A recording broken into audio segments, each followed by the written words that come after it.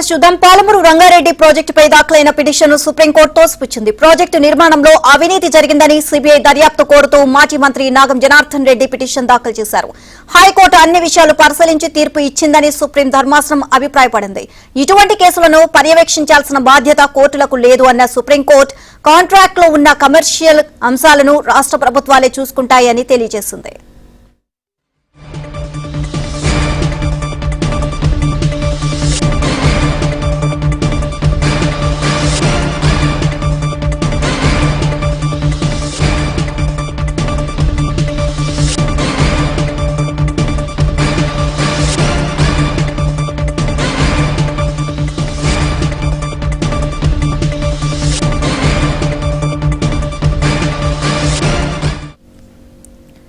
పాలమూరు రంగారెడ్డి ప్రాజెక్టుపై దాఖలైన petition supreme court తోసిపుచ్చింది. Project నిర్మాణంలో అవినీతి జరిగిందని సిబిఐ దర్యాప్తు కోరుతూ మాజీ మంత్రి నాగం జనార్దన్ రెడ్డి పిటిషన్ దాఖలు చేశారు. హైకోర్టు అన్ని విషయాలు పరిశీలించి తీర్పు ఇచ్చిందని సుప్రీం ధర్మాసనం అభిప్రాయపడింది. ఇటువంటి కేసులను పర్యవేక్షించాల్సిన బాధ్యత కోర్టులకు లేదన్న సుప్రీంకోర్టు కాంట్రాక్ట్లో ఉన్న కమర్షియల్ అంశాలను రాష్ట్ర ప్రభుత్వాలు చూసుకుంటాయని తెలియజేసింది.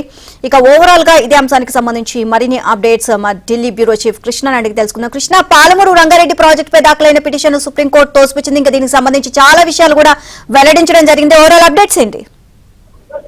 సుమిత్ర, పాలమూరు రంగారెడ్డి ఎత్తిపోతల పథకంలో అవినీతి ఆరోపణలపై సిబిఐ విచారణకు సుప్రీంకోర్టు విముఖత చూపించింది.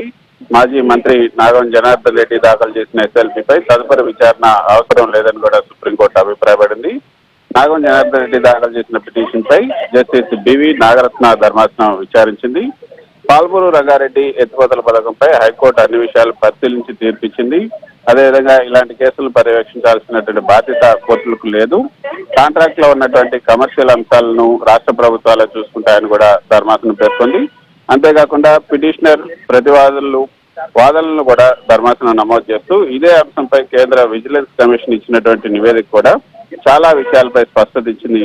కాబట్టి దీనిపైన జోక్యం చేసుకోవాల్సిన అవసరం లేదని కూడా చెప్పింది. అయితే ఈ కేసులో ఏదైతే కాంట్రాక్టర్ అయినటువంటి మెగా సంస్థ తరఫున ముకుల్ రోహతగి, సీనియర్ న్యాయవాది ముకుల్ రోహతగి వాదిస్తూ తెలంగాణ హైకోర్టులో దీనికి సంబంధించి 5 పిటిషన్లు కొట్టివేశారు. ఇందులో ఎలాంటి ఫ్రాడ్ లేదని కూడా స్పష్టం చేసింది.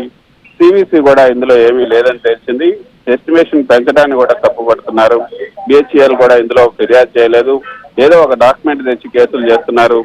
పాలమూరు రంగారెడ్డి ప్రాజెక్ట్ బాగా పనిచేస్తుందని కూడా ఆయన చెప్పారు. మరో పక్క ఏదైతే ఈ యొక్క పిటిషనర్ తరఫున నాగం జనార్దన్ రెడ్డి తరఫున వాదించినటువంటి ప్రశాంత్ భూషణ్ పాలమూరు రంగారెడ్డి ప్రాజెక్ట్ లో పెద్ద ఫ్రాడ్ జరిగింది, ప్రభుత్వ ఖజానాకు 22,426 కోట్ల రూపాయల నష్టం జరిగింది, ప్రభుత్వం ఆదేశించినటువంటి ప్రకారం 65% పంపులు మోటార్ల కోసం బిహెచ్ఈఎల్ కు చెల్లింపులు చేయాలి, 35% సివిల్ వర్క్స్ కు మెగా చెల్లింపులు చేయాలి. కానీ అంతర్గత ఒప్పందం ప్రకారం బిహెచ్ఈఎల్ కు 60% నుంచి 25% తగ్గించారు.